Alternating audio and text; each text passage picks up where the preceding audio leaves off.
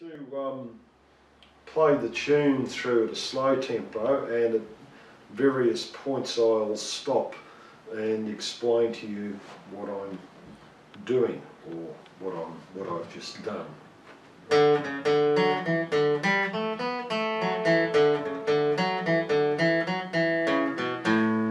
And the first thing, maybe you'll notice, maybe not, is that I have my hand more or less square at right angles to the fretboard, not on an angle. So my hand is pretty straight. This maximises the amount of stretch that you can get, although in this particular tune there's not a lot of stretching. I'm using a little bit of an ornamentation there. And I know before I said that often the triplets are all picked. In this particular case I'm using I suppose it's almost a button accordion technique.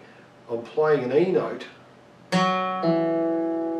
and slurring into a D note and then going up, and that's a triplet.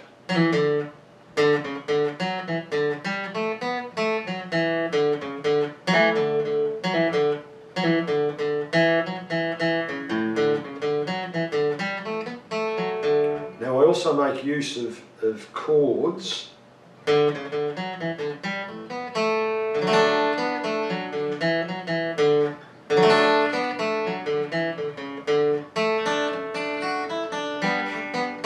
double stops.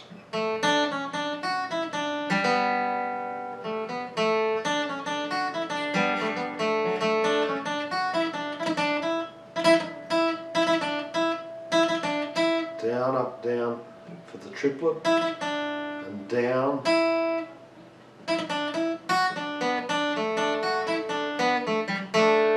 then a little roll,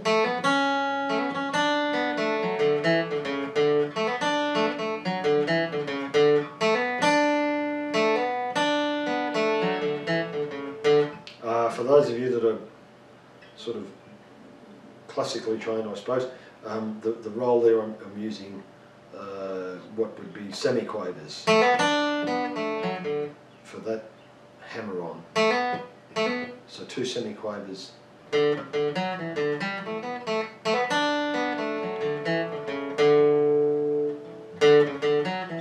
The other thing I like to do in the key of, well, C with the capo on,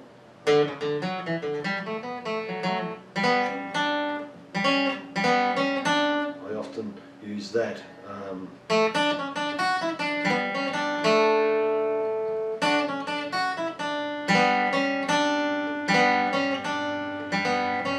So I'm playing an F and an A double stop, and then a B, and you'll see here that this is made much easier by the fact that my hand is at right angles to the fretboard. So that's one particular case where having good solid technique will help you a lot.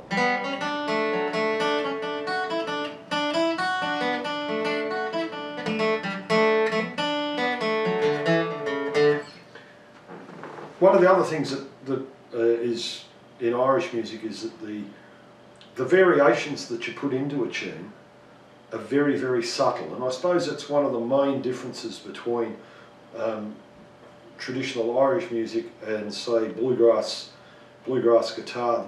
Bluegrass guitar music, the variations are quite, you know, they're very moving right away from the melody. Whereas in Irish music, the variations are much more subtle. So at the beginning of the tune, I think the way the sheet music is written is, but you could play that in a number of different ways. So you've got C, B, C, E, D, C. You could play B, C, C, E, D, C. as opposed to or.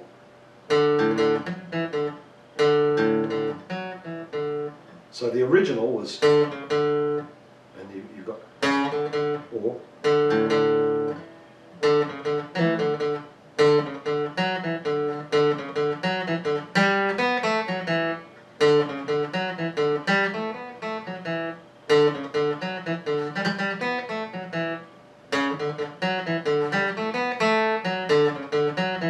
So there's an endless variety of variations. I often think of it like a game of chess, where even though, you know, most people start the game, there's probably maybe 4 or 5 moves that are regularly used to start the game of chess. You very rarely see anybody start a game of chess by moving the pawn on the extreme right or left side of the board. There's basically 4 or 5 moves, and then the other player plays a move in response to that. And after about 3 or 4 moves in a game of chess, you've got, you know, maybe 100 different results on the board, and after 10 moves, you've got probably hundreds of thousands of different results. The board can look very different. And of course, after 40 or 50 moves, you know, you've got millions and millions of different results. So traditional music is the same. When you get 2 people playing a tune, you know, if you analyse it note by note, you'll get 2 very different results, and yet it'll be instantly recognisable as the same tune. That's what music is. It's self-expression. So there's some of the variations that I use in the tune. The other thing I have about tunes, probably not so much with this, but with a lot of tunes, is sometimes I isolate the last bar or 2 as a kind of a separate ending. So in this tune, you've got the last 2 bars, or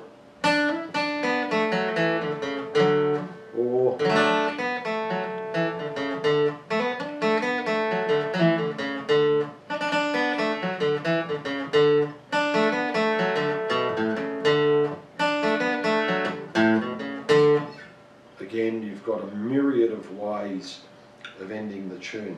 So if I play the second part of the tune,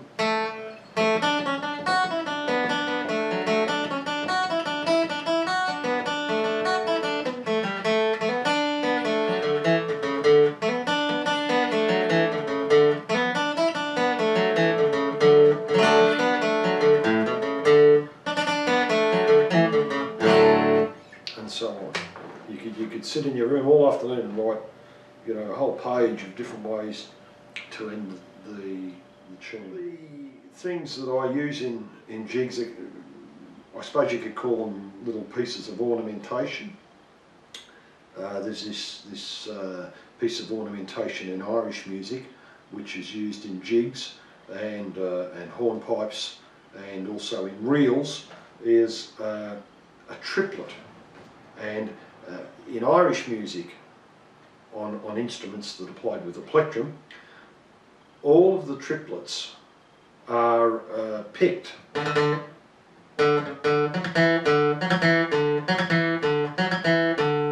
Okay, so you hear these little.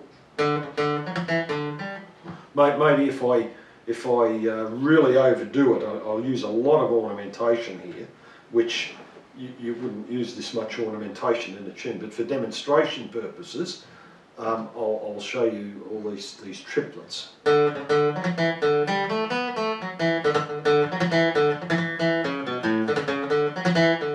Those little, if you like, clicks that you hear, they're all triplets. So you would play down, up, down, and then your triplet is always down, up, down. And then your next note. Now your next note, you might think, is an upstroke, but it's not. It's a downstroke because it's the equivalent of the third note of the group of three. In other words, I'm playing, so down, up, down, down, up, down. Now if I add a triplet in there, that last note is still a downstroke, regardless of whether you put the triplet in or not. So down, up, down, triplet, down.